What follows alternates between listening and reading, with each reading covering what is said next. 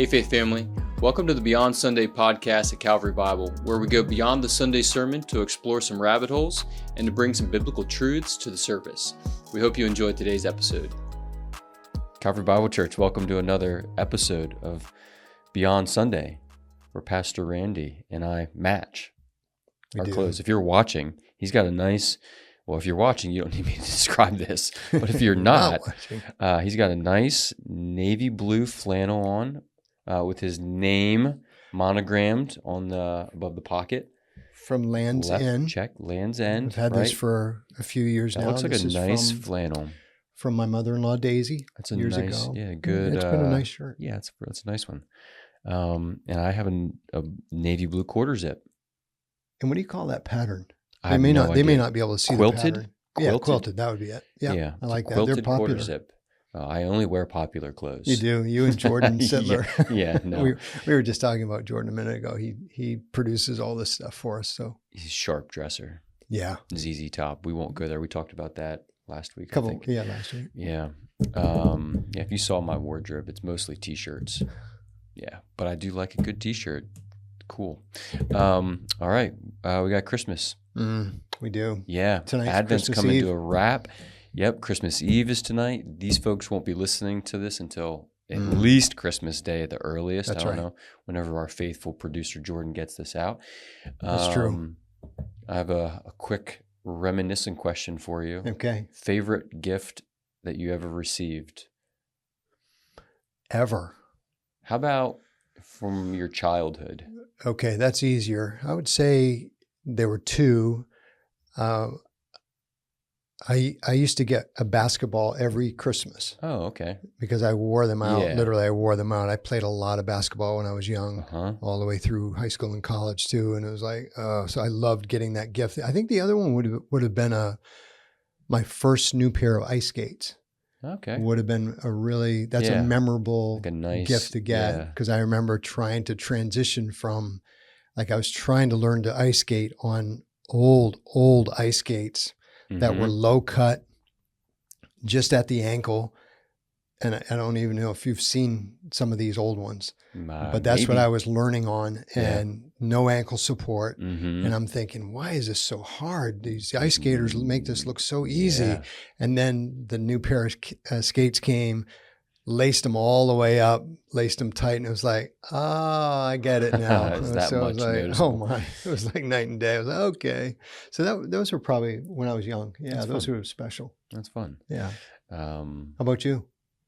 I'm going to say this is going to date me. Maybe not like a basketball and ice skates or geographically locate me like that. My brother and I got a Nintendo one year, like when it was kind of newish. Wow. 94, 90. Is that when? 93, probably 92, 93 would be my guess. Okay. Because we lived in the State College area at that point in time, and that's the location I remember getting it. Nintendo, the original. That's a big deal. That was pretty cool. Yeah. Yes, Mario going through his little levels. It's amazing. Yeah, it was pretty fun.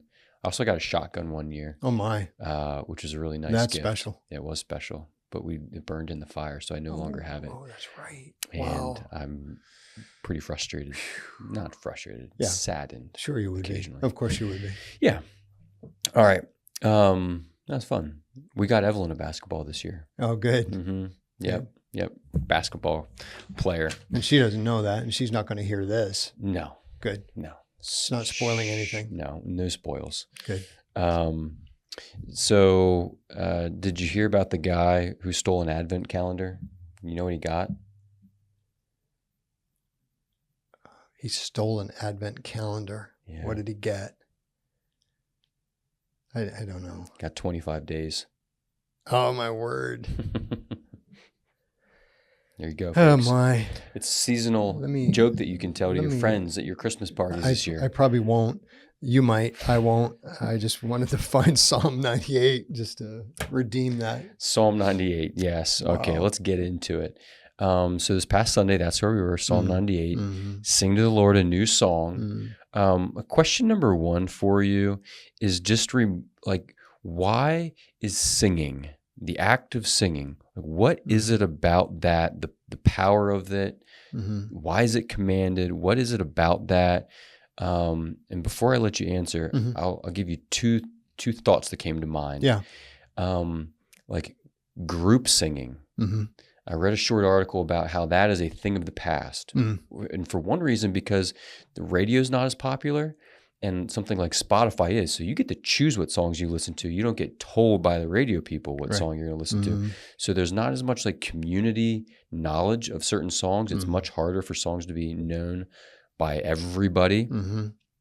But an example of community singing that I thought of was I've been a part of it, but I've never been a part of the mecca of it, and that is up in Boston at a sporting event.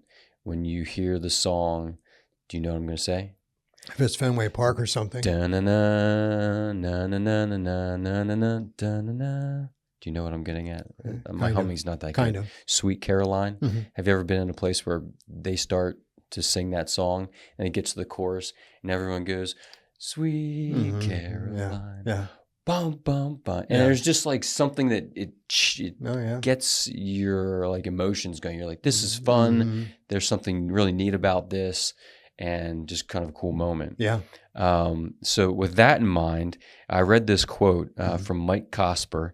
He said, the body is either a problem to be solved or a part of the reason we're called to sing. So, I went to school at Appalachian Bible, and we weren't allowed to listen to music that had a backbeat to it. Sure. They didn't want your body to be tempted to move. Yeah. Right? Right. For right or wrong. Yeah. But music does something to us, right? It moves us, literally. And I appreciated that quote because it was insightful, because it's at least recognizing the inherent effect of music on us. The body is either a problem to be solved or a part of the reason we're called to sing. So with those kind of thoughts thrown, out in front of you, like why are we supposed to sing? What is it about that? Yeah, let's start with, remember the series for us during Advent this year has been, we started with, let's look at the Christmas carols and hymns that we're familiar with, and let's allow them to point us to the scriptures that they refer to. So we sort of did a backwards thing with this year. Instead of, we started with the song, knowing the songs were based on scripture, and then went forward. So Joy to the World was the focus on Sunday. Yep. So that joy factor, when you have in this, and I forget exactly where, but I'm thinking it was 4, 6, and maybe 8. So 4, 6, and 8 were the 3 places in the psalm that expressed joy or commanded some type of expression of joy. So I think that's the beauty of music in general is, and with your illustration, it works in that setting, in a stadium setting, and it also works in a church setting where there's community all expressing this song. And there's joy in that is different from individual joy that you get from singing or playing an instrument. Yeah. I try, especially at Christmas time, and especially if I'm working on a piece, there's an individual expression that you can give, but then when you do it with others, playing or singing, there's an added element of joy to that, or there can be. So I think that's part of it. I think music emotes, music elicits, music creates, I don't know the right word, but music does something that prose alone doesn't do. I would say there's something special. When you say prose, you mean just words, arguments, just words without, words without propositions, words without music. Yeah. I just think music, words put to music, that combination is more than words alone. Yeah. Is the way I would, just to think about, if you're thinking about, well, why does he want us to sing? That's because of the effect of music on the soul, But then I was thinking just a minute ago, I mean, right, we don't prep for these, so it's kind of like, just think this through. There's only two ways you talk to God. You pray and you sing. Sing to the Lord. Pray to the Lord. So you've got two modes, and singing is a prominent mode of worship where you express, you talk to God when you sing, you know? So I don't know, that's a start. But, yeah. Any thoughts about like the instrument piece of it? And we've talked about that through this series too, you know, the lyre as an example. Yeah. Like what is it about the instruments? Was that this past week too? Yeah, you're Yeah. talking about octaves. Oh and, yeah, it's because it's harp got being the closest thing to a lyre. When you get into 5 and 6, you Right. have the lyre, which is our closest. Probably would be the harp. Yeah. There was trumpets. another, I forget the word that I had never seen before, and it was like, what is that? And that was when I was describing the box with the strings, and it's played that way. I can't remember the name of it, but it was a weird name I had never heard of. I had to look it up. But you have the sort of the strings with the lyre, and then you have the trumpet, and then the ram's horn. Yeah. So you've got those instruments in that psalm for sure, and the accompaniment. You know, watch the building, and this is where the congregation and the orchestra and the creation, the thing keeps growing. So you know, you have singing, break forth into joyous song and sing praises, or make a joyful noise, which was in 4 and 6. But then you add to that with the instruments. So now you've got singing plus the instruments. Yep. And then you have all the sea and the rivers and the mountains. And it's like this creation this thing, the instruments of praise grows with this psalm. Yeah. So why though? I you know, when you asked why, I would go to, I can't think of many more things that I'm fascinated by than just the creation of the variety of instruments. They and just watching them on the stage, up on the platform on Sunday. This is Tuesday, right? So on Sunday, this past Sunday, to see a couple of French horns, a couple of trombones, a couple of trumpets, two trumpets. That's right, because John Little was up there as well. So you take just that, which what did we say? 2, 4, 6. Yeah. Take those 6, 3 instruments, and it's like, wow! Look at the nuancing, the softness, the softness of that French horn was very interesting. The smoothness of that French horn, and then move to that piercing trumpet, that sort of brighter, and then that very, very interesting, the trombones and what they do and sound and all that. It's like, wow, God, that's some incredible variety, and all that variety, which is what I want to get to in a minute too, with another issue that came up. That variety to me speaks of God's creativity, and to think that all of those instruments are to be used for His glory. And I remember, I don't know if when you were a part of this discussion, so depending on your age and where you went to church even, but there was a time when the worship wars, quote, were going on. And so, you know, what kind of instruments are appropriate for church? I remember thinking, the scriptures is pretty clear on this. Surely you're not going to allow the world to rob God of the variety of praise and worship when the Bible is clear. All of them, the percussion and the strings and the wind instruments and you name it, they're in there, and God wants them all to be used for Him. So it's kind of like, what instruments? Every single one. And if you happen to be a person that's playing them, that Psalm 98 is it gave me a shot in the arm of, I want to be able to use instruments for God's glory, not just for my own personal pleasure, but that means I need to be ready to play it and be better at it and practice and play and practice and play. And so it's like, well, but do it for His glory. Yeah. And I just think too, the power of a song to stay with you because of the melody. And I mean, even just knowing that sometimes we memorize verses to a tune, how helpful that can be. Yeah, especially for children. Yeah. And I mean, goodness, we're reading the Psalms. These are songs that were sung. Yep. And A psalm. Exactly. 98, a psalm. So we've got sung and played. God's word inspired, but not just the prose or the words of it, but knowing that there was music that went to it too, and how important that was.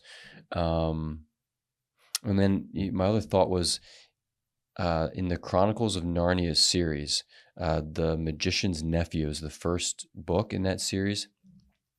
Aslan, when he's kind of creating his world, do you know how it happens?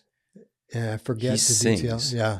He sings, and as he's singing, things start to just pop up and, bud. And it was, there's not a movie to it, but as I was reading it at the first time, as an adult, I thought, wow, that's a really interesting way to think about creation coming into being with a song, because of just what music does to us. And you said on Sunday, you love music, everything about it. And there's it's fascinating. I do because of the intricacy of it.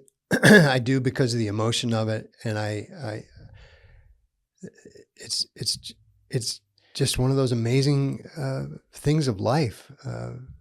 It's incredible how it works. Like, how did someone figure out that piano should be this, this many math. notes, and then that it works. It just works. And as I said, when it doesn't work. I don't care what your skill That's level a great is. point. When you know it. I mean, music is such a big part of our world. Yeah. That Yeah. Whether even your if music, you don't know music theory you just or know. a lick of things, you just know when something wasn't that was quite off. hit right. That wasn't the right note. Right. So that's kind of a great thing. All right. So two questions to kind of, I think, bring us full circle.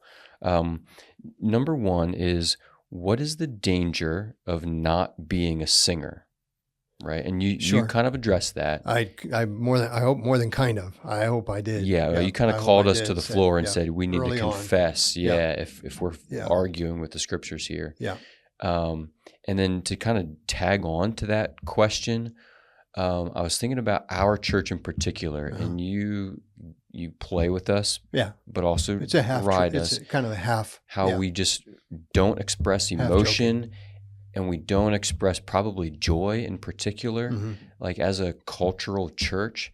So what are the dangers of, one, not being a singer in general, and then two, for all of us who are probably pretty similar culturally, mentally, socially, where the expression of joy in a season of joy, what should we be thinking about or learning or experimenting with? I don't know. That's good. So the first thing is the danger of disobeying scripture that is clear. If we added up all of the commands to sing, then I would just simply say that the first danger is you are telling God, that's not for me. And I'm going to tell you and me that it is for you and me. Yeah. That's the first thing, is that the scriptures is clear that there's a command for worshipers to sing. That's because singing does something for God. Right? Think about that now. It'd be easier to start with it does something for your soul, but I would rather start with, no, singing does something for God. Singing, a congregation singing to the Lord brings him glory. Silence at times can, which is part of what I want to get to if we had some time today. But with a psalm like 98, the first danger is you're disobeying God, and you are stripping him of some of the glory that he deserves. Singing does that, not just talking. Yeah. So that's the first, that's really and to say that that's basic, it is basic. Sure. Because this is a command for us. And so a person sitting in church not doing that, either number one, doesn't know that it's commanded of them, or number two, they know it and they don't care. They just simply violate that commandment. So the danger is anytime I am trying to walk with God and disobeying him at the same time, that's a conflict that I can't. So what would you say to the guy out there? Because I'm just going to stereotype, probably more of a male than female problem. Be. Yeah, it might be. What are you going to say to what do you say to the guy out there who's like, I don't like to sing. I don't feel Right. comfortable singing. Yeah. I'm not a good singer. Yep. I'm not used to singing. It Yep. wasn't something I grew up doing. Yep. How would you encourage them? I would start with what I said, that is, your love for God should eclipse all of those things that you just said. Mm-hmm. That was my way of telling myself before giving it out. I was thinking, no, what really is the bottom line for me? My love for God, because of all that he's done, because of his steadfast love and faithfulness, which comes up, I Mm-hmm. believe, in our psalm. I didn't do a great job with that, but we covered it in verse 3. Yep. He has remembered those two character traits. My realization of God's love for me, his steadfast love and his faithfulness, eclipse all of my reasons for not singing. Mm-hmm. I can't think of any Mm-hmm. that would trump that, override that, and say, no, actually, I realize you're commanding this, but my excuse for not singing is greater than that. God, you don't understand my scenario. Right. What I was especially thinking about was the people that are experiencing hurt, Mm. they're spiritually wounded, and they're struggling to sing. Mm. I wished I would have said, and if you are in that category, then I would say to you, God understands that. Mm-hmm. That's not a blatant, I am just digging in my heels and I'm flat out, disobeying the text. That's, God, I'm really having trouble. Like your psalm, Mm-hmm. I'm having trouble singing one of your songs because look at the mess I'm in. Yeah. Was yours 137? 137, yeah. So there's that awful exile experience, which squelches the song. Right. I think our folks feel that, but this one's the joy side of it from And 98. Might even someone who's hurting, who starts to sing again, would that be a healing process for them? Yeah, I mean, I want to say yes, but I think more realistically is that the healing and the singing kind of start together. Yeah. As opposed to singing, just do it. And I would rather see, I don't feel like singing, but I'm taking this to God and he's working on me so that I don't feel like singing, but the healing and the singing begin. Mm-hmm. Kind of that's, I think I'd feel better with that, but that doesn't mean that's right. That's just my take on how does spiritual progress happen. I think there's a lot of research on just do it and you'll come around. But for the spiritual life, it's more of how are you and God doing, and is that healing taking place to an extent that you can begin to do what you know you're supposed to do, something like that. Mm-hmm. I have to wrestle with that with all kinds of things in my world. I mean, in my own spiritual life, Mm-hmm. how does healing take place, and when is righteousness built? I hope it's that combination of, God, would you please help me? I need to rethink this through, and I need to trust you. And all the while I'm doing that. Okay, I'm doing right, trying to do right, replacing sin with righteousness. But that's a journey, and we're all in that journey. That's good. That's helpful. So So, I don't know if that's, for the person who's just having a hard time singing. Yeah. I was thinking of a couple of things though, like, someone after church brought up such a great point. He said, but is there ever a time when the volume is just too loud? And I said, yeah. So I do want to say, if I'd had some more time too, we could have fleshed this out some. And I said to him, if you'd have raised that, I would have really tried to go to work on this section with everyone. I think that when you're looking at Psalm 98, you have to remember that it is ancient culture. So the ancient world, as I said on Sunday, expresses itself differently from Lancaster County. Mm-hmm. You mentioned the Bible church mentality. Yeah. It's hard for us to express much joy. Yeah. For instance, we get probably the best applause if someone stands up and says, our finances are really strong. Mm-hmm. We'll get applause for something like that. Mm-hmm. We might get applause for a Catherine Fernald incredible interview where Donegal, when you see what's going on out there, you go, wow, Lord, thank you. That brings you joy. So there is this cultural aspect. So Calvary Bible Church has a culture, And our job together Mm-hmm. is to help that church continue to help this faith family continue to mature. Mhm. So is it too loud for some? I bet it is, even though ours is not like there's a church, and I forget, it might be Michelle's sister church Mhm. in Austin, where when you go in, they hand you earplugs. Oh, really? Well, a lot of our folks might say that's just too much. That's over the top volume. Mhm. Surely God can't be pleased with that. Mhm. But you've got a bunch of people there, I bet, that are worshiping sincerely. Mhm. So the cultural, you've got Psalm 98 in an ancient world, which is very expressive. With the singing and shouting and yelling and crying and playing the instruments and all of that kind of stuff, which to Yeah. us might be over the top. That would be foreign. Go to Africa, and the trip being planned, you go to Senegal. If you go to a Senegalese congregation and you watch their Mhm. jumping and moving, and you talked about that quote, is the body a problem to be solved, or is it an instrument of worship type of Mhm. thing, and singing.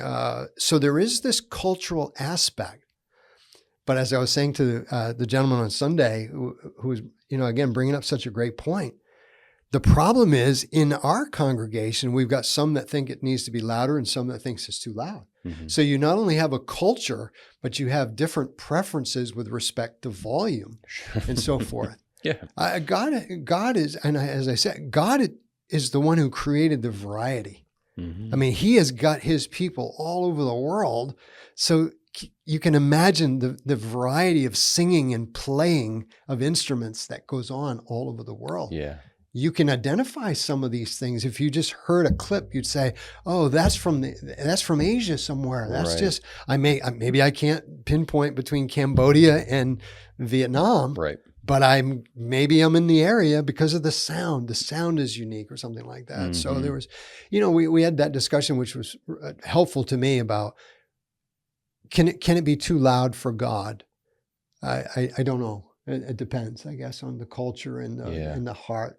But my main concern, of course, was are we putting this into practice as a congregation, singing with hearts that have joy? Yeah, to well, the Lord. and right, and I think you've said it before, but the scriptures don't say anything about the volume level, but it does give us the character adjective trait about the noise, which is joyful. Yeah.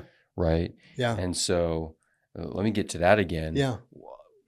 What do we need to do? Like just lower our inhibitions, and say, we're just going to be joyful. Yeah. And I don't care what anyone else sees or thinks or whatever, but I'm going to express my joy. I think you and I, and I've written about this some. I think there's times when you and I have to lead the charge of joy. Mm-hmm. You feel this. I know you do. Yeah. I feel it. Yeah. That we actually lead the charge. We lead the way to encourage the people. In other words, we express joy for them. I had to do that Sunday, knowing that I'm talking to a group of people that don't express joy much. Mm-hmm. And you might be one of those. So here I am trying my best to express Psalm 98 to a congregation that struggles with expressions of joy. Mm-hmm. So I would rather than go the direction you did, I'd rather go in the other direction and say, okay, here's the deal. I need to remember that my military commander, my king, has won the most important victory for me. The reason why I live today is because my commander-in-chief has won a victory for me that I could not have won for myself. And if it wasn't for him, I would be dead. Mm-hmm. If I knew that going into the song, that overrides the inhibition. Right. In other words, that truth alone. So I would want us to focus more on what the king did in defeating our arch enemy to give us life. If I could remember what the king did and put myself into this scenario where everybody I read, Tremper Longman, who's the other guy that I was reading on this psalm? Who's the other guy? Oh my goodness, it doesn't matter. But Tremper Longman has been a long time Old Testament scholar. And so, reading Robert Alter's fine, his commentary on the Psalm, they all say that this Psalm 98 is God's people receiving the king back into their city and it's a victory celebration. Mm-hmm. Look at what he did. He won the victory for Yeah. us. We are no longer slaves to this marauding country. So let me press that a little further, though. You understand that, but we don't act it out. Like you may mentally assent to that. Yeah. But you don't. And when I say you, I'm talking to everybody. Yeah. 99% of us. We know that, but we don't display that. So it's good theology, but it's not like, and maybe I'm being too critical of like the heart expression of it or the outward expression of something that's inward.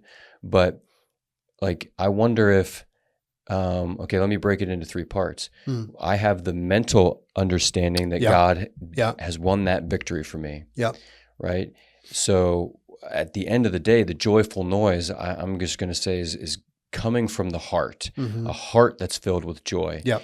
And you can understand that, but not feel it. Yeah. You could also express that physically, but not feel it. It could be more of a physical demonstration of, smiles and joys and shouting, but actually not, feel it on the inside. Could. So, but I'm wondering for us, how much of it is we understand it mentally, but is it actually doing something to our hearts that's making us joyful? And that's maybe the question we need to ask. And if it's not, if the knowledge of Christ's victory, if the knowledge of his victory does not create joy in the moment of singing, then faith is lacking. You can't separate my head from my heart with respect to faith. So we all talk about head knowledge alone is not enough. So this is one of those times when it's true. So you're hitting on this sense of, I know these things, but these things aren't moving me. Yeah. Then you don't know them. That's an old theology that says you can't separate your life like that and say, I know this, but I don't know this. You can't do that. That is not humanly possible. Yeah. That means there's something wrong with the knowledge. But you've got to balance this out.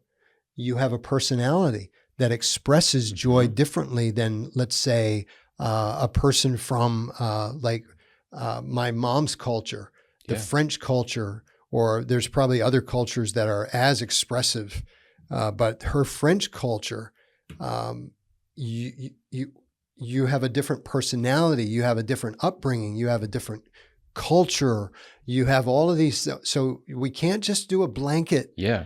But it is, as I said on Sunday after the service was over, I said, but the main thing is, are you able to come to church, worship God with everyone else with joy in your heart as you sing to the Lord? You can if you know him. Mm-hmm. So there's a lot of challenge for make sure that what we know is real. Yeah. Because it's possible that it's not. Yeah. And we could go into all kinds of directions with this, right? I mean, that's the reason why, for instance, at the end of time, at the judgment, many are going to think they're in, but they're not. They're going to think they're in because they knew certain things and they did certain things, but God says, no, I don't know you. How does that happen? Well, that happens with a lot of people in church without genuine faith. And and my goodness, through the years, we've given that warning out forever. Right. Because scriptures does it. I mean, that's all we've done is read through the Bible together. So if it's a warning in the Bible, it ends up in a warning in church. But what was great about this one was at the end, there's no fear in this. As I said, at the end, you notice when the Lord's going to come and judge at the end, right? He will, before the Lord, for he comes to judge the earth, he will judge the world with righteousness and the peoples with equity. It's because of Christ's righteousness, because he was treated unfairly for me, that I have no fear of that day. Mm-hmm. It's a great thing. There's no warning here, not for us, because the whole thing is filled with sing, because he's coming. Good. Yeah. All right. I don't know if that was, I think, helpful. Okay, good. Yeah. No, I enjoy that. It's the best we can do. Yeah. No, that's helpful. It was long one though. Yeah. I'm feeling like it. Uh-oh. It's a big file. We'll hear from it. Yeah, we will. But some people like really long episodes. Yeah. We'll see. All right. Well, it's Christmas break for many people. You might have some traveling to do. You might have some days off work. Yeah. If so, At least tomorrow. a long You're episode. probably off tomorrow. Well, maybe they're listening to this on Christmas Day. Oh, Wouldn't I that see be what you're special? saying. Because they've got time to hear a longer. Yeah. I see what you Yeah, mean. you've got time. Maybe this will just hit the spot. Anyway, we hope so. Whether it does or not, thank you for listening. We do enjoy these podcasts. Send your questions into podcast@cbcmj.com. And yeah, love you. We'll see you on Sunday. And blessed Christmas. Merry Christmas. Thanks again for joining us on today's episode. And remember, our Sunday sermons are meant to lead us to a life of worship beyond Sunday.